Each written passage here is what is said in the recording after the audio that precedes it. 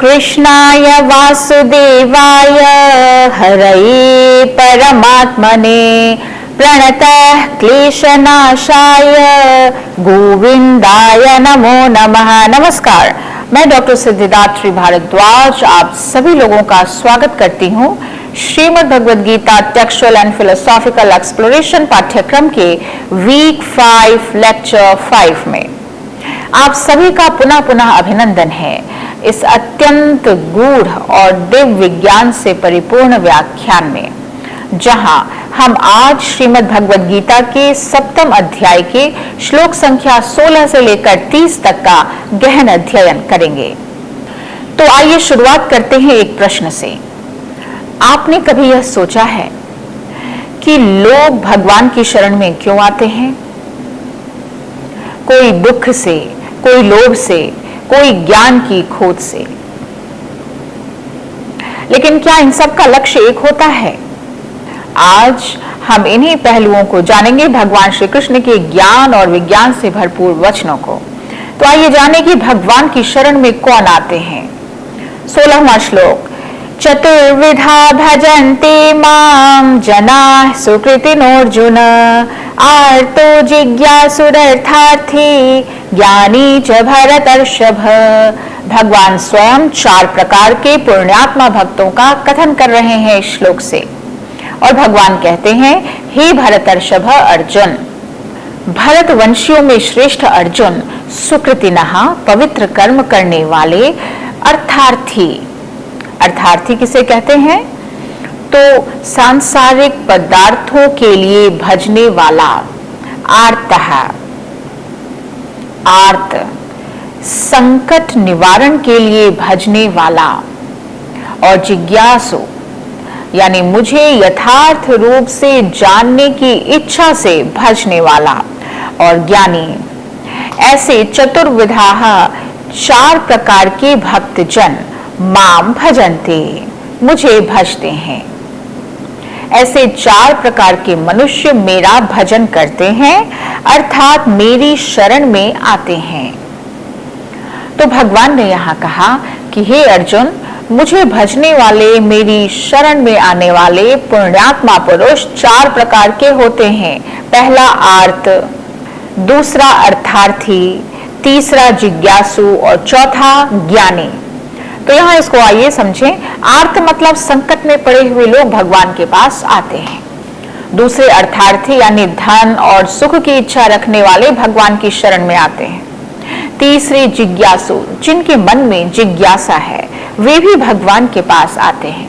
और चौथा ज्ञानी, जो तत्व ज्ञान से युक्त है, वह भी भगवान के पास आता है। डियर लर्नर्स, क्या आपने कभी यह देखा है कि जब कोई बड़ी समस्या आती है तो हमें सबसे पहले याद कौन आता है? बिल्कुल भगवान ही याद आते हैं। हमारे मुंह से निकलता है, हे भगवान, ओ माय गॉड। तो ये भक्त जो समस्या आने पर भगवान की शरण में जाते हैं, वे आर्त भक्त कहलाते हैं। जैसे एक परीक्षा से पहले जब कोई स्टूडेंट भगवान से कहता है कि अरे भगवान पास करा दो, जीवन भर पूजा करूंगा, हर रोज एक लड्डू चढ़ाऊंगा, या ये कर लूंगा, वो करूंगा, मंदिर आऊंगा। ये कौन से भक्त हैं? ये आर्त भक्त हैं। ये भक्ति का प्रारंभ है, लेकिन गीता इससे आगे बढ़ने की प्रेरणा देती है। जिज्ञासु भक्त वह है जो यह जानना चाहता है कि भगवान कौन है, और जिज्ञासावशात, जैसे आप में से कई लोग जो श्रीमद् भगवद गीता का कोर्स मेरा ये ज्वाइन किए हुए हैं, पढ़ रहे हैं, आप में से कई लोग होंगे जो जिज्ञासु होंगे। उन्हें मन में यह आता होगा कि आखिर हम जाने तो सही कि भगवान की दिव्यवाणी कैसी है, श्रीमद् भगवद गीता में कौन सी बातें बताई गई हैं, आज भी उतनी ही प्रासंगिक। तो आखिर जाने की श्रीमद् भगवद गीता में क्या है, ये जिज्ञासा। और चौथे भक्त होते हैं ज्ञानी, जो सबको जानने के बाद सिर्फ भगवान को ही प्रिय मानते हैं, इसलिए भगवान की शरण में रहते हैं। तो इसमें अर्थार्थी भक्तों में जिनका नाम मुख्य रूप से लिया जाता है वो है ध्रुव। ध्रुव की कहानी आप सब जानते होंगे, मैं फिर भी कुछ बातें बता दूं कि एक बार एक दिन एक छोटा बालक ध्रुव, जिसके मन में यह हुआ कि वो अपने पिता राजा की गोद में बैठे, तो राजा की गोद में बैठने की इच्छा हुई, पिता है, लेकिन उसकी छोटी माँ जो उसकी सौतेली माँ है, उसने ध्रुव को अपने ही पिता की गोद में बैठने नहीं दिया और बोला कि तूने कभी जीवन में भजन नहीं किया, अभागा है, तूने अभागन के यहाँ जन्म लिया है, इसलिए तू राजा की गोद में बैठने का अधिकारी नहीं है। ध्रुव ने अपनी छोटी सौतेली माँ की कही सारी बातें आकर अपनी माँ से कह दी, जो कि बड़ी माँ मतलब उसकी अपनी माँ थी, राजा की पहली पत्नी। उसकी अपनी माँ ने कहा कि तेरी छोटी माँ ने ठीक ही बोला, क्योंकि भजन ना तो तुमने किया ना मैंने किया। तब ध्रुव ने कहा, माँ अब तो मैं भजन करूंगा, और ऐसा कहकर वे भजन करने में लग गए। भगवत भजन करने के लिए वे घर से निकले और माँ ने भी बड़ी हिम्मत करके ध्रुव को जंगल में जाने की आज्ञा दे दी। अब रास्ते में जाते हुए ध्रुव को नारद जी मिल गए। नारद जी ने ध्रुव से कहा, अरे भोले बालक, तू अकेला कहाँ जा रहा है? यूं भगवान इतनी जल्दी नहीं मिल जाते, तू जंगल में कहाँ रहेगा? इतना छोटा है, वहां बड़े बड़े जंगली जानवर होंगे, वे तुम्हें खा सकते हैं। वहां तेरी माँ तो बैठी नहीं है, तो ऐसा कर तू मेरे साथ चल। राजा मेरी बात मानते हैं, मैं तेरा और तुम्हारी माँ का प्रबंध करवा दूंगा। नारद जी की बातों को ध्रुव ने सुना और उसकी तो उल्टा भगवत भजन में और भी दृढ़ता हो गई। उसने सोचा कि देखो, भगवान की तरफ मैं चला ही था और नारद जी आकर इतनी बड़ी बड़ी बातें कहने लगे कि चलो घर चलो। पहले ये कहाँ थे? जब मैं भगवान की शरण में चला तभी तो आए हैं। तो ध्रुव ने अब नारद से कहा कि मैं तो अब भगवान का भजन ही करूंगा। ध्रुव जी का ऐसा दृढ़ निश्चय देखकर नारद ने उन्हें 12 अक्षर मंत्र दिया, और वो मंत्र क्या है? ओम नमो भगवते वासुदेवाय। और फिर कहा कि चतुर्भुज भगवान विष्णु का ध्यान करो और मधुवन में जाकर उनका भजन करो, इस मंत्र का जप करो। तो ध्रुव जी मधुवन में जाकर निष्ठा से भजन किया, इस मंत्र का जप किया, और 6 महीने के भीतर उनकी निष्ठा देखकर भगवान बालक ध्रुव के सामने प्रकट हो गए। भगवान ने ध्रुव के सामने प्रकट होकर ध्रुव को राजगद्दी का वरदान दिया, पर इस वरदान से ध्रुव विशेष राजी नहीं हुए और भजन से उनका अंतःकरण शुद्ध हो गया था। तो वो धन की, राज्य की और पिता के गोद की इस तरफ चलने में उन्हें लज्जा महसूस हुई। तो उन्हें लगा कि मैं तो बड़ी गलती कर रहा था कि छोटे सुख के लिए भगवान के पास आया था। तो तात्पर्य यह है कि उस बालक ध्रुव को पहले राजा की गोद में बैठने की इच्छा हुई, पर उन्होंने उस इच्छा की पूर्ति का मुख्य उपाय भगवान का भजन माना, और भजन करने से उनको राज्य मिल गया और इच्छा मिट गई। इस तरह अर्थार्थी भक्त केवल भगवान की तरफ ही आता है। यहाँ यह समझिएगा कि अर्थार्थी होना एक बात है, जिसको अर्थ की इच्छा है, धन की इच्छा हो और उसकी प्राप्ति के लिए वो सांसारिक उपायों का सहारा लेता है। वो कभी धन के लिए भगवान को याद कर भी ले, लेकिन मुख्य उसके उपाय क्या रहते हैं? सांसारिक उपाय। वो अर्थार्थी है, केवल अर्थार्थी, क्योंकि उसमें धन की इच्छा मुख्य है। लेकिन अर्थार्थी के साथ जब भक्त लगा देते हैं, अर्थार्थी भक्त, तो वह ध्रुव जैसा होता है। अब दूसरे तरह के भक्त होते हैं आर्त भक्त। आर्त भक्त वे हैं जिनके प्राण संकट में आ जाए, कोई आफत आ जाए, या जिनके जीवन में कोई अप्रिय घटना घटित हो जाए, मन बहुत दुखी है, उस दुख को दूर करने के लिए जो भगवान को बुलाते हैं, पुकारते हैं, उन्हें भजते हैं, भगवान से ही अपने दुख को दूर करना चाहते हैं, दूसरे किसी उपाय को वे काम में नहीं लेते, वे आर्त भक्त कहलाते हैं। आर्त भक्तों में अगर किसी का उदाहरण दिया जाए तो उत्तरा का उदाहरण दिया जा सकता है।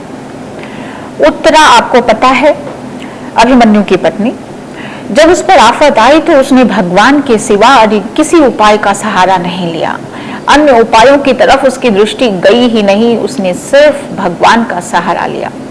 तो उत्तरा ने आर्त होकर भगवान से यह प्रार्थना की थी कि हे देवाधिदेव, हे जगदीश्वर, आप मेरी रक्षा करिए, आपके सिवा इस लोक में मुझे अभय देने वाला कोई नहीं है, क्योंकि यहाँ सभी आपस में ही एक दूसरे की मृत्यु का कारण बन रहे हैं। आपको पता है कि कृष्ण यदुवंश का कैसे विनाश हुआ था। तो वो जो लोहे का बाण आ रहा था, जो मेरी तरफ दौड़ा आ रहा है वो भले ही मुझे जला डाले, उत्तरा कहती है, लेकिन वो मेरा गर्भ नष्ट ना करे। वह आर्त होकर भगवान से प्रार्थना करती है। तो आर्त भक्त है उत्तरा। कुछ लोग उदाहरण देते हैं द्रौपदी का भी और गजेंद्र का भी। तो द्रौपदी का जब चीरहरण हो रहा था, उसने भी आर्त होकर भगवान को याद किया। उस समय तो वह आर्त भक्त थी, लेकिन उससे पहले उसने कुछ और भी सहारा ढूंढा था। वैसे ही गजेंद्र की अगर हम बात करें, जिसको ग्राह मगरमच्छ ने पकड़ लिया था, तो वह भी आर्त हुआ, भगवान को पुकारा, लेकिन उससे पहले वह हाथी और हथिनी इन सबको भी पुकार रहा था पहले। तो पहले तो आर्त भक्त नहीं हुआ, सिर्फ आर्त था, बाद में जाकर ये लोग आर्त भक्त हुए। अब आते हैं जिज्ञासु भक्त की तरफ। जिज्ञासु भक्त वह है जो भगवान को जानने की इच्छा रखता है, अपना आत्म तत्व समझना चाहता है और शास्त्र, गुरु इन सबको श्रवण नहीं करते हुए भगवान से ही उस तत्व को जानना चाहता है। तो जिज्ञासु भक्तों में उद्धव जी का नाम लिया जाता है। भगवान ने उद्धव जी को दिव्य ज्ञान का उपदेश दिया, जिसे श्रीमद् भागवत के 11वें स्कंध में उद्धव गीता के नाम से जाना जाता है। और ज्ञानी भक्त की अब हम बात करें तो ज्ञानी भक्त अर्थात प्रेमी भक्त, इन तीनों प्रकार के भक्तों से ज्ञानी भक्त विलक्षण होता है, आर्त, जिज्ञासु और अर्थार्थी से। तो ज्ञानी भक्त, प्रेमी भक्त, उसमें जिनका नाम आता है वो है गोपियां। देवर्षि नारद ने भी अपने भक्ति सूत्र में कहा है, यथा व्रज गोपिका नाम, यानी गोपिकाएं जो हैं वही दरअसल ज्ञानी भक्त हैं। ज्ञानी भक्त, प्रेमी भक्त में आदर्शभूत है गोपिकाएं। साक्षात हनुमान भी ज्ञानी भक्त ही हैं। ऐसे ज्ञानी भक्तों को आप देखेंगे तो पाएंगे कि वे अपने आप को सर्वथा भगवान को अर्पित कर देते हैं, पर भगवान से कुछ पाने की लालसा उनके अंदर नहीं होती। वही ज्ञानी अर्थात प्रेमी भक्त कहलाते हैं। भगवान को स्वयं को समर्पित कर देना, लेकिन उनसे कुछ पाने की ऐसी सांसारिक अभिलाषा नहीं होना, वही है ज्ञानी भक्त। वहां सिर्फ भगवान की ही सत्ता रह जाती है, वहां प्रेमी अपने आप को खो देता है भगवान में ही, इसलिए वह ज्ञानी। अब इसको ऐसे समझिए कि 4 बच्चे हैं, लड़के हैं, खेल रहे हैं एक मैदान में। इतने में उनके पापा आए और उनके हाथ में 4 आम थे। उनको देखते ही एक लड़का आम मांगने लगा और एक लड़का आम लेने के लिए रोने लगा, क्या आम चाहिए। एक ने मांगा, एक रोने लगा। पिताजी दोनों बच्चों को एक एक आम दे देते हैं। तीसरा लड़का ना तो रोता है ना ही मांगता है, सिर्फ आम की तरफ देखता है। और चौथा लड़का आम की तरफ देखता नहीं, जैसे पहले खेल रहा था वैसे ही मस्ती से खेल रहा होता है। अब उन दोनों को भी पिताजी ने एक एक आम दे दिए, तो इस तरह चारों ही लड़कों को आम मिल जाता है। यहाँ आम मांगने वाला जो लड़का है वह अर्थार्थी है, रोने वाला जो लड़का है वह आर्त है। केवल आम की तरफ टुक टुक देखने वाला लड़का जिज्ञासु है और आम की परवाह न करके खेल में लगे रहने वाला लड़का ज्ञानी है। तो इस तरह से भगवान ने 4 प्रकार के अपने भक्तों के बारे में बतलाया। Let us read the English meaning now. O Arjuna, the righteous who worship me are grouped by stages. First they who suffer, next they who desire knowledge, then they who thirst after truth, and lastly they who attain wisdom. अब अगला श्लोक, तेषां ज्ञाने नित्ययुक्त एक भक्तिर विशिष्यते, प्रियो हि ज्ञानिनोत्यर्थमहं स च मम प्रियः। यहाँ ज्ञानी भक्ति की विशिष्टता को बता रहे हैं श्री भगवान और कहते हैं कि तेषाम, उन 4 भक्तों में, नित्य युक्त, मुझ में निरंतर लगा हुआ, यानी नित्य मुझ में स्थित, एक भक्ति ही, अनन्य भक्ति वाला ज्ञानी अर्थात प्रेमी भक्त। ज्ञानी भक्त, प्रेमी भक्त जो है वो विशिष्यते, श्रेष्ठ है, सर्वश्रेष्ठ है। वो इन 4 भक्तों में सर्वश्रेष्ठ है, क्योंकि ज्ञानी भक्त कैसा है, उनको अहम अत्यंतम प्रिय, उनको मैं अत्यंत प्रिय हूँ। ज्ञानी भक्तों को मैं अत्यंत प्रिय हूँ। तो ज्ञानी भक्त उत्तम क्यों है? क्योंकि वह मुझे तत्वतः जानने वाला है, ज्ञानी है और मैं उसे बहुत प्रिय हूँ। और सह मम प्रिय, वह ज्ञानी भक्त भी मुझे अत्यंत प्रिय है। तो जो भी 4 प्रकार के भक्त हैं, अर्थार्थी, आर्त, जिज्ञासु और ज्ञानी, उन चारों में ज्ञानी सर्वश्रेष्ठ है, उत्तम है, सबसे बढ़िया भक्त है, क्योंकि वह नित्य युक्त है। नित्य युक्त का मतलब है सदा सर्वदा भगवान में लगा रहता है, भगवान के सिवा दूसरे किसी भी विषय में किंचन मात्र भी नहीं लगता। जैसे गोपियां थी, वो गाय दूहते समय, दही जमाते समय, मक्खन बनाते समय, ध्यान करते समय, खाना बनाते समय, कुछ भी करें, कोई भी लौकिक कार्य करें, अपना चित्त वो कृष्ण में लगाई रखती थी, इसलिए वो ज्ञानी भक्त, प्रेमी भक्त मानी जाती है। और एक भक्तिर विशिष्यते, और उस ज्ञानी भक्त का आकर्षण केवल भगवान में होता है, उसकी कोई अपनी व्यक्तिगत इच्छा नहीं होती, इसलिए वह श्रेष्ठ है। वह सिर्फ भगवान को पसंद करता है क्योंकि भगवान उसके प्रिय हैं। कहने का मतलब है कि ऐसे तो चारों भक्त भगवान में निरंतर लगे रहते हैं, परंतु 3 भक्तों के भीतर कुछ न कुछ व्यक्तिगत इच्छा भी रहती है। जैसे अर्थार्थी अनुकूलता चाहता है, आर्त भक्त को प्रतिकूलता को मिटाना है, जिज्ञासु भक्त को अपने स्वरूप को या भगवत तत्व को जानने की इच्छा है, और ज्ञानी भक्त जो है उसमें कोई इच्छा नहीं रहती, वह एक भक्ति है। और उस ज्ञानी प्रेमी भक्त को मैं भगवान कृष्ण बहुत प्यारा हूं और मुझे भी वो बहुत ही प्यारा है। Let us read the English meaning now. Of all of these, he who has gained wisdom, who meditates on me, without ceasing devoting himself only to me, he is the best, for by the wise man I am exceedingly beloved, and the wise man too is beloved by me.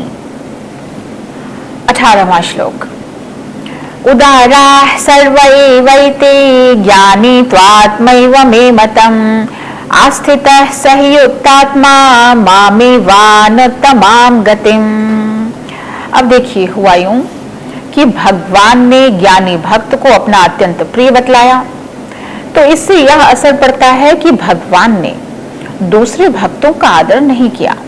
इसलिए कहीं यह असर ना पड़े, लोग यह सोचने ना लगे, इसलिए भगवान अब इस श्लोक में कहते हैं, क्या कहते हैं कि सभी भक्त उदार हैं, पर ज्ञानी उनकी आत्मा है। तो आइए एक एक पद को समझें। भगवान ने कहा, एते सर्वे एव उदारा, ये सभी के सभी उदार हैं, सभी भक्त मेरे उदार हैं, परंतु ज्ञानी आत्मा एव, ज्ञानी भक्त तो मानो मेरा साक्षात स्वरूप है, मेरी अपनी आत्मा है, इति मतम, ऐसा मेरा मत है। और ऐसा मत मेरा क्यों है? भगवान कह रहे हैं ही, क्योंकि सही युक्तात्मा, वह मुझसे अभिन्न है। युक्तात्मा मतलब अपने मन और बुद्धि को मुझ में लगाए रखता है, और अनुत्तमाम गतिम, अति उत्तम गति स्वरूप माम, मुझ में ही आस्थितः, अच्छी तरह से स्थित है। अनुत्तमा गति अर्थात जिससे श्रेष्ठ दूसरी कोई गति न हो, ऐसे मुझ में ही वह दृढ़ भाव से स्थित रहता है, इसलिए वह ज्ञानी भक्त मेरी आत्मा है। बाकी सब तो उदार है ही। उदार कहने का अर्थ है कि श्रेष्ठ भाव वाले हैं, भगवान का भजन करते हैं, यह उनकी उदारता है। सांसारिक भोग भोगना और संग्रह करने की लालसा को छोड़कर वे भगवान नाम का जप करते हैं, स्मरण करते हैं, यही उनकी उदारता है। और इस रूप में सभी उदार है, लेकिन ज्ञानी की बात जो है वह तो ऐसी है कि वह मेरी आत्मा है। तो इस तरह से ज्ञानी की विशिष्टता और सभी भक्तों की उदारता को भगवान ने बताया। Let us see the English meaning now. Noble minded are they all, but the wise man I hold as my own self, for he, remaining always at peace with me, makes me his final goal. अब 19वें श्लोक में हम देखेंगे कि ज्ञानी भक्त की दुर्लभता है। ज्ञानी भक्त की दुर्लभता का प्रतिपादन कर रहे हैं भगवान। बहुनाम जन्मनाम अन्ते ज्ञानवान माम प्रपद्यते, वासुदेवः सर्वमिति समहात्मा सुदुर्लभः। भगवान ने कहा कि बहुनाम जन्मनाम अन्ते, बहुत सारे जन्मों के बाद, अंते, अंत में, तो बहुत से जन्मों के अंत में यानी मनुष्य जन्म में, वासुदेवः सर्वम, वासुदेव ही सब कुछ है, इस तरह का माम प्रतिपद्यते, मुझे भजता है, इस भाव से मुझे भजता है, समहात्मा सुदुर्लभः, ऐसा महात्मा महान व्यक्ति बहुत ही दुर्लभ है। तो जब मनुष्य जन्म मिलता है तब जाकर सब कुछ वासुदेव ही है, सब कुछ परमात्मा ही है, इस प्रकार का जो ज्ञानवान भक्त है वह मेरी शरण में आता है। और वह महान आत्मा, वह व्यक्ति, पुरुष बहुत ही दुर्लभ है, यानी विरला ही कोई ऐसा मिलता है। जैसे समुद्र को जानने की लालसा रखने वाला गोताखोर गहराइयों में उतरकर मोती को ढूंढता है, वही ज्ञानी है जो भगवान की गहराइयों में उतरता है और कहता है वासुदेवः सर्वम, यानी वासुदेव ही, परमात्मा ही सब कुछ है। और इस सत्य को कई जन्मों के बाद अंत में जब मनुष्य जन्म मिलता है तब जाकर कोई जान पाता है। Well, let us see the English meaning now. After many lives, at last the wise man realizes me as I am. A man so enlightened that he sees God everywhere is very difficult to find. तो अब तक हमने देखा कि भगवान के जो 4 प्रकार के भक्त हैं उनका वर्णन 16 से 19 तक हुआ। अब भगवान आगे के 3 श्लोकों में देवताओं के शरण में जाने वाले मनुष्यों का वर्णन करते हैं। कामैस्तैस्तैर्हृतज्ञाना प्रपद्यन्ते देवता तं तं नियममास्थाय प्रकृत्या नियता स्वया। तैः तैः उन कामैः कामनाओं से, हृतज्ञाना जिनका ज्ञान हर लिया गया हो ऐसा मनुष्य, स्वया प्रकृत्या अपनी अपनी प्रकृति से, अपने अपने स्वभाव से, नियता नियंत्रित होकर, तम तम नियमम यानी उस नियम को आस्थाय धारण करके, अन्य देवता प्रपद्यन्ते अन्य देवताओं को भजते हैं, पूजते हैं और उनकी शरण में हो जाते हैं। तो जिनके अंदर कामनाएं होती हैं उन कामनाओं से ही जिनका ज्ञान मानो हर लिया गया हो, नष्ट कर दिया गया हो, ऐसे जो मनुष्य हैं, संसारी मनुष्य, वो अपने स्वभाव के वशीभूत होकर नियंत्रित होते हैं। किससे नियंत्रित होते हैं? तो अपने स्वभाव से वशीभूत होते हैं, नियंत्रित होते हैं और उन देवताओं की पूजा करते हैं जो उनकी कामनाओं को पूर्ण करेंगे और नियम पूर्वक उनकी पूजा करते हैं। तो इस श्लोक में अन्य देवताओं के भजन की वजह क्या है, इस बात को भगवान बताते हैं कि जो सांसारिक मनुष्य हैं और भक्त नहीं है, सिर्फ कामनाएं ही उनके अंदर हैं, तो वो चाहते हैं कि जैसे भी हो, किसी भी देवता से हो, उनकी कामनाएं पूर्ण हो जानी चाहिए। तो इसलिए वो देवताओं के शरण में जाते हैं, अन्य देवताओं के शरण में। Let us see the English meaning now. They in whom wisdom is obscured by one desire or the other worship the lesser powers, practicing many rites which vary according to their temperaments. अब हम लोग अगले श्लोक में देखेंगे कि अन्य देवताओं में श्रद्धा स्थिर करने का कथन भगवान करते हैं। यो यो याम याम तनुम भक्तः श्रद्धयार्चितुमिच्छति तस्य तस्याचलां श्रद्धां तामेव विदधाम्यहम्। यह भक्तः जो भक्त याम याम जिस देवता का श्रद्धा पूर्वक पूजन करना चाहता है, श्रद्धयार्चितुमिच्छति तस्य उस देवता के प्रति अचलाम श्रद्धाम तामेव विदधाम्यहम्, मैं उसकी श्रद्धा को दृढ़ कर देता हूं, अचल कर देता हूं।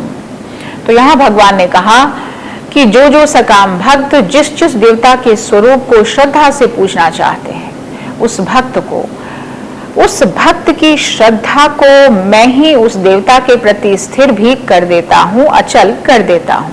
तात्पर्य यह है कि भगवान इतने दयालु हैं, इतने उदार हैं, इतने निष्पक्ष हैं कि वो स्वयं सर्वोपरि हैं, लेकिन किसी को भी अपने अधीन जबरदस्ती नहीं बनाते, बल्कि जिसकी जहां श्रद्धा है उस भक्त की श्रद्धा को वो वहीं पर दृढ़ कर देते हैं।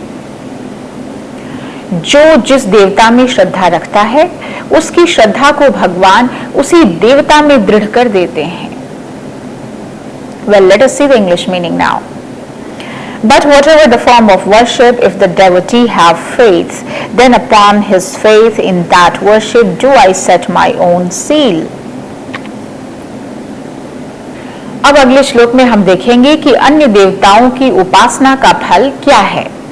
भगवान कहते हैं सतया श्रद्धया युक्तस्तस्याराधनमीहते लभते च ततः कामान् मयैव विहितान् हितान् सः। वह पुरुष तया श्रद्धया, उस श्रद्धा से युक्त होकर, तस्य आराधनम ईहते, उस देवता का पूजन करता है, और ततः मया एव, उस देवता से मेरे द्वारा ही, विहितान तान कामान, विधान किए हुए उन इच्छित भोगों को, कामनाओं को ही लभते, निस्संदेह प्राप्त करता है। तो इसका मतलब यह हुआ कि मेरे द्वारा दृढ़ की गई श्रद्धा से ही वह मनुष्य उस देवता की सकाम भाव पूर्वक उपासना करता है, पूजन करता है, आराधना करता है, और उसकी वह कामना पूरी भी होती है। परंतु वह कामना पूर्ति मेरे द्वारा ही विहित की हुई होती है। देखिए, इसको ऐसे समझिए कि जिस भी देवता की मनुष्य पूजा करता है, तो वास्तव में देवताओं में, इंद्र वरुण इत्यादि में मेरी ही शक्ति है, और मेरे ही विधान से वो देवता भी उस मनुष्य की कामना पूर्ति करते हैं। जैसे कि आप उदाहरण से समझिए, सरकारी अफसरों को या किसी अधिकारी को एक सीमित अधिकार दे दिया जाता है कि तुम लोग अपने इस विभाग में इन अवसरों पर इतना इतना खर्च कर सकते हो, इतना इनाम दे सकते हो, इतने प्राइजेस दे सकते हो, कुछ विशिष्ट अधिकार उन्हें दे दिया जाता है। उसी तरह से देवताओं को भी एक सीमित ही अधिकार दिया जाता है, वो उतना ही दे सकते हैं, उससे ज्यादा नहीं, और वो अधिकार भगवान के द्वारा ही दिया गया होता है। Let us see the meaning in English now. If he worships one form alone with real faith, if he worships one form alone with real faith, then shall his desires be fulfilled through that only, for thus have I ordained. अगले श्लोक की तरफ बढ़ते हैं। हम देखेंगे कि भगवान उपासना के अनुसार फल का वर्णन करते हैं अगले श्लोक में। अंतवत्तु फलं तेषां तद्भवत्यल्पमेधसां देवान् देवयजो यान्ति मद्भक्ता यान्ति मामपि। परंतु तेषां अल्पमेधसां, उन तुच्छ बुद्धि वाले मनुष्य को, तत्फलम, उन देवताओं की आराधना का फल, अंतवत भवति, वह फल नाशवान ही होता है। यानी कि जो फल उन्हें मिलता है वह कैसा है? नाशवान है। और देवयजः, देवताओं के पूजने वाले, देवान यान्ति, देवताओं को प्राप्त होते हैं। और मद्भक्ता, मेरे जो भक्त हैं वो चाहे जैसे भी भजे, अंत में वे मामेव यान्ति, मुझे ही प्राप्त होते हैं। तो देवताओं की उपासना, जो ये इंद्र वरुण रुद्र वगैरह जो है, उन देवताओं की उपासना करने वाले अल्प बुद्धि मनुष्य को नाशवान फल मिलता है। यानी उस फल की एक सीमा है, एक दिन वह फल नष्ट भी हो जाएगा, नित्य फल उन्हें नहीं मिलता। और दूसरी बात यह कि देवताओं का पूजन करने वाले देवताओं को ही प्राप्त होते हैं, और मेरा पूजन करने वाले मुझे प्राप्त होते हैं। यहाँ जो अपि पद आया है, माम अपि यान्ति, तो अपि का मतलब यहाँ क्या है कि मेरी उपासना करने वालों की कामना पूर्ति भी हो सकती है, और मेरी प्राप्ति तो हो ही जाती है। Let us see the meaning in English now. The fruit that comes to men of limited insight is after all finite. They who worship the lower powers attain them, but those who worship me come unto me alone. अब यहाँ यह प्रश्न उठता है कि यद्यपि देवताओं की उपासना का फल सीमित है और अंत होने वाला है, यानी एक दिन नष्ट हो जाएगा, तो सीमित मनुष्य उसमें क्यों उलझ जाते हैं? वे भगवान में ही सीधा क्यों नहीं लगते? इसी का उत्तर भगवान अगले श्लोक में देते हैं। अव्यक्तं व्यक्तिमापन्नं मन्यन्ते माम बुद्धयः परं भावमजानन्तो ममाव्ययमनुत्तमम्। अबुद्धयः यानी बुद्धिहीन मनुष्य, मम परम अव्ययम, मेरे परम अविनाशी और अनुत्तमम यानी सर्वश्रेष्ठ भावम, भाव को अभिजानन्तः नहीं जानते हुए, अव्यक्तम माम, अव्यक्त मुझ सच्चिदानंद घन परमात्मा को क्या करते हैं? तो मनुष्य की तरह धारण करने वाला मानते हैं। व्यक्तिमापन्नम मन्यन्ते। तो बुद्धिहीन मनुष्य मेरे सर्वश्रेष्ठ अविनाशी परम भाव को न जानते हुए अव्यक्त अर्थात मन इंद्रियों से परे मुझ परमात्मा को, मुझ सच्चिदानंद घन को मनुष्य की तरह ही शरीर धारण करने वाला मानते हैं। तो जो लोग मेरी दिव्यता को नहीं समझते और सोचते हैं कि मैं केवल एक सामान्य मनुष्य हूं, जैसे फॉर एग्जाम्पल कोई भगवान श्री राम को केवल राजा मान ले, कोई भगवान श्री कृष्ण को केवल यूं ही ग्वाल बाल मान ले, परंतु भगवान कहते हैं कि मैं परमेश्वर हूं, समस्त सृष्टि का स्वामी हूं, यह बात उन मनुष्यों को पता नहीं चलती। Let us see the English meaning now. The ignorant think of me, who am the unmanifested spirit, as if I were really in human form. They did not understand that my superior nature is changeless and most excellent. 25वां श्लोक। नाहं प्रकाशः सर्वस्य योगमाया समावृतः मूढोऽयं नाभिजानाति लोको मामजमव्ययम्। योग माया समावृतः अहम, अपनी योग माया से छिपा हुआ मैं, सर्वस्य प्रकाशः, सबके प्रत्यक्ष नहीं होता। नाहम सर्वस्य प्रकाशः, सबके प्रत्यक्ष में नहीं होता, और इसलिए यह जो जन समुदाय है वह माम, मुझे, अजम अव्ययम न अभिजानाति, मुझे वो अज नहीं समझते यानी जन्म रहित नहीं समझते, मुझे वो अव्यय अविनाशी भी नहीं मानते, नहीं जानते, तो मुझे जन्म और मृत्यु वाला समझ लेते हैं। तो एक वाक्य में कहें तो ये जो मूढ़ मनुष्य समुदाय हैं वो मुझे परमात्मा को अज और अविनाशी ठीक तरह से नहीं जान पाते। उन सब के सामने मैं अपनी योग माया से अच्छी तरह से ढका रहता हूं और प्रकट नहीं होता, इसलिए वो मुझे अव्यय और अविनाशी रूप में नहीं जानते। Let us see the English meaning now. I am not visible to all, for I am enveloped by the illusion of phenomenon. This deluded world does not know me as the unborn and the imperishable. अब अभी जो बात आई कि भगवान जो है योग माया समावृत है, यानी भगवान योग माया से आवृत हैं, अच्छे से ढके हैं, और इसलिए मूढ़ व्यक्ति उनको नहीं समझ पाता कि वो अज हैं और अव्यय हैं, अविनाशी हैं। तो ऐसे में अब आप इस बात को समझिए कि भगवान को जो अज और अविनाशी नहीं मानते, दरअसल उनके ही सामने माया का पर्दा है। भगवान के सामने वह पर्दा नहीं है। इसी बात को अगले श्लोक में भगवान बताते हैं। वेदाहं समतीतानि वर्तमानानि चार्जुन भविष्याणि च भूतानि माम तु वेद न कश्चन। हे अर्जुन, यहाँ भगवान अपनी सर्वज्ञता को बतला रहे हैं कि भूतानि यानी सभी प्राणी, समतीतानि जो भूतकाल में हो चुके हैं, च वर्तमानानि और जो वर्तमान में हैं, और जो भविष्याणि यानी जो भविष्य में है, उन सभी प्राणियों को तो अहम वेद मैं जानता हूं, तू लेकिन माम कश्चन न वेद, मुझे मेरे भक्त के सिवा और कोई नहीं जानता। तो भगवान ने कहा कि मैं योग माया से ढका हूं, सभी प्राणियों के भूत भविष्यत और वर्तमान को जानता हूं, लेकिन वे मुझे नहीं जानते। और वस्तुतः भगवान यहाँ कह रहे हैं कि मैं सर्वज्ञ हूं। Let us see the English meaning now. I know, Arjuna, all beings in the past, the present and the future, but they do not know me.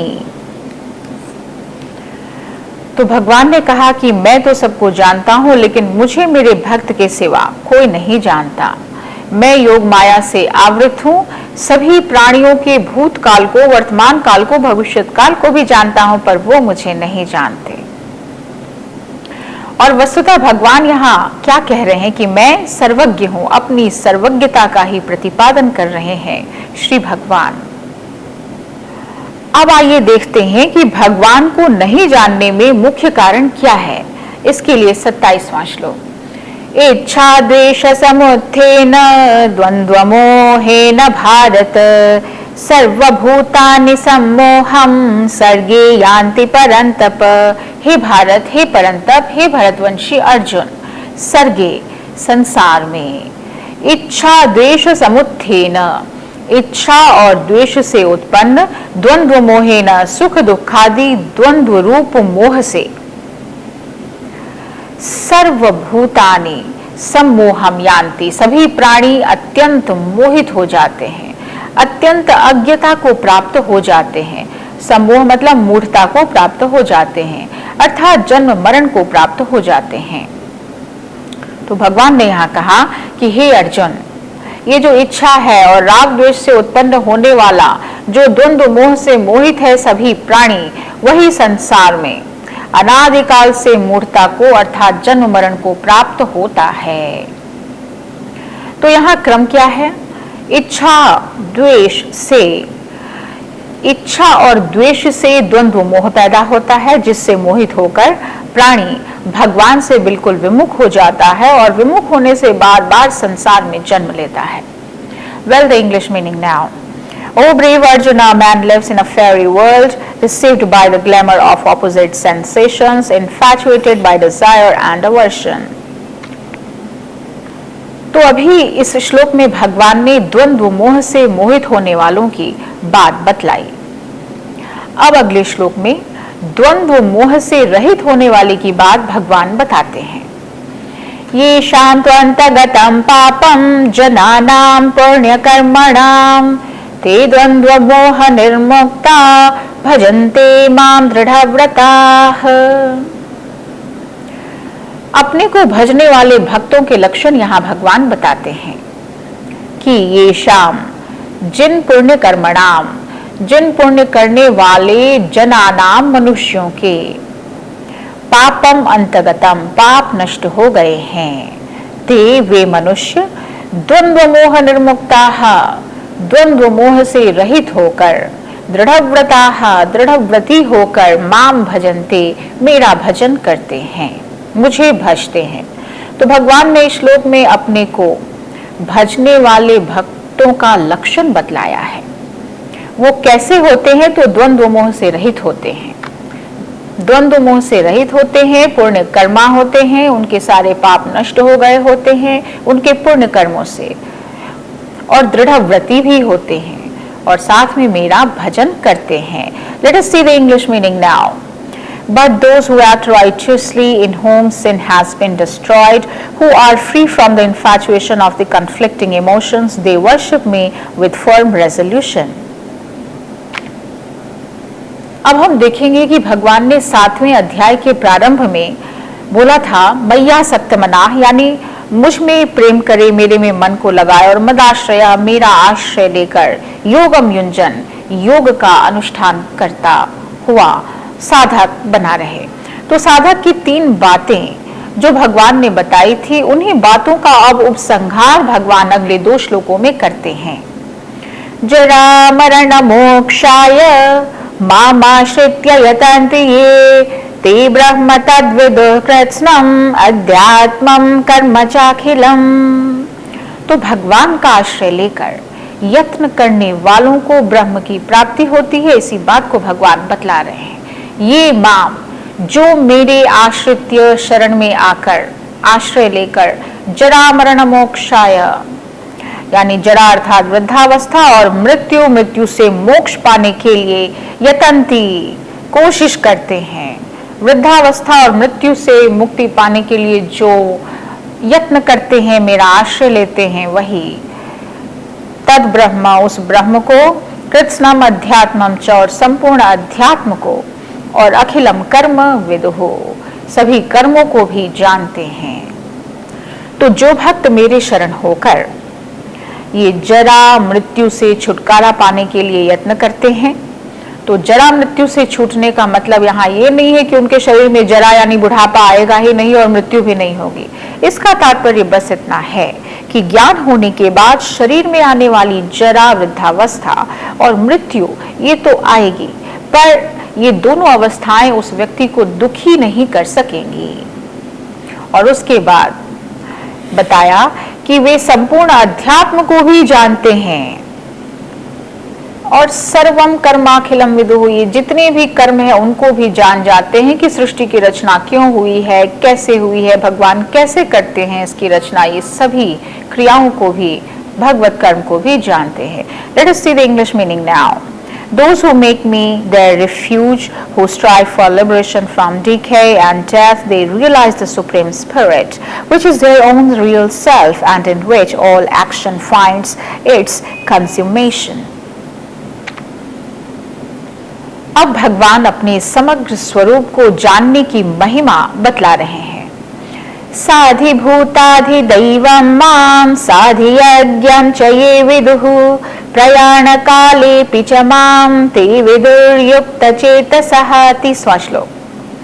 ये मतलब जो पुरुष साधिभूताधिदैवम, अधिभूत और अधिदैव के सहित, और साधियज्ञम, अधियज्ञ के सहित, माम विदुः, मुझे जानते हैं, ते युक्त चेतसः, वे मुझ में लगे हुए चित्त वाले मनुष्य, प्रयाण काले, जब इस धराधाम को त्यागेंगे उस काल में भी, माम च विदुः, मुझे ही जानते हैं, अर्थात मुझे ही प्राप्त होते हैं। देखिए, इससे पहले निर्गुण निराकार को जानने का वर्णन किया गया था, अब यहां सगुण साकार को जानने की बात की गई है। तो अधिभूत, अधिदैव और अधियज्ञ के सहित मुझे जानते हैं, यह जो बात है, तो इसका मतलब है कि अधिभूत जो है वह नाम है भौतिक स्थूल सृष्टि का। अधिभूत मतलब भौतिक स्थूल सृष्टि जिसमें तमोगुण प्रधान है। तो जितनी भी भौतिक सृष्टि है उनकी अपनी स्वतंत्र सत्ता नहीं है, इस बात को जान लेना। जैसे बर्फ, आइस, उसकी सत्ता जल के बिना नहीं हो सकती, वैसे ही भौतिक स्थूल सृष्टि अर्थात अधिभूत की सत्ता भगवान के बिना स्वतंत्र सत्ता नहीं है, इसको जान लेना। दूसरा अधिदैव। अधिदैव नाम है सृष्टि की रचना करने वाले हिरण्यगर्भ ब्रह्मा जी का, जिनमें रजोगुण की प्रधानता है। तो भगवान ही ब्रह्मा जी के रूप में प्रकट होते हैं और ब्रह्मा जी तत्वतः भगवत स्वरूप ही है, इसी बात को जानना अधिदैव के साथ भगवान को जानना है। और तीसरी चीज है अधियज्ञ। अधियज्ञ नाम है भगवान विष्णु का, जो अंतर्यामी रूप से सभी में व्याप्त हैं, सभी में स्थित हैं और उनमें सत्वगुण की प्रधानता है। तो तत्वतः भगवान ही अंतर्यामी रूप से सभी में परिपूर्ण है, इसको जान लेना अधियज्ञ के सहित भगवान को जानना है। तो अधिभूत, अधिदैव और अधियज्ञ के सहित भगवान को जानने से मतलब यह है कि भगवान श्री कृष्ण के शरीर के किसी एक अंश में विराट रूप है और उस विराट रूप में अधिभूत, अधिदैव और अधियज्ञ यानी अनंत ब्रह्मांड, अधिदैव ब्रह्मा जी और अधियज्ञ विष्णु जी, ये सब के सब हैं। तो विद्यार्थियों, क्या आप जानते हैं कि ज्ञान और भक्ति ये दोनों ही रास्ते भगवान की ओर ले जाते हैं, भगवान तक पहुंचाते हैं। लेकिन केवल भौतिक इच्छाओं से प्रेरित भक्ति सीमित फल देती है और वास्तविक मोक्ष तभी संभव है जब हम भगवान को वासुदेव सर्वमिति ऐसा समझकर पूरी एकाग्रता से उनकी शरण में चले जाते हैं, उनकी शरण ले लेते हैं। अब जरा आइए तो आज के व्याख्यान का संक्षिप्त पुनरावलोकन किया जाए। हमने देखा कि भक्तों के 4 प्रकार हैं, आर्त, जिज्ञासु, अर्थार्थी और ज्ञानी। उनमें ज्ञानी सर्वश्रेष्ठ है, वासुदेव को सर्वस्व मानने वाला है। इंद्रियों से प्रेरित भक्ति सीमित फल देती है, केवल पाप से मुक्त और दृढ़व्रत भक्त ही भगवान को जान सकता है। भगवान सर्वज्ञ है किंतु मनुष्य उन्हें समझ नहीं पाता। तो डियर लर्नर्स, ज्ञान और विज्ञान का यह मिलन हमें जीवन में भी स्थिरता और समर्पण सिखाता है। तो अगले व्याख्यान में हम 8वां अध्याय अक्षर ब्रह्म योग में प्रवेश करेंगे, जहां आत्मा, मृत्यु और मोक्ष का विशेष ज्ञान कराया जाएगा। आत्मा, मृत्यु और मोक्ष पर विशेष प्रकाश डाला जाएगा। तब तक स्वाध्याय करें, ध्यान करें और भगवान श्री कृष्ण की शरण में बने रहें। ओम तत्सदिति श्रीमद्भगवद्गीतासूपनिषत्सु ब्रह्म विद्यायां योगशास्त्रे श्रीकृष्णार्जुन संवादे ज्ञान विज्ञान योगो नाम सप्तमोऽध्यायः। हरि ओम। धन्यवाद।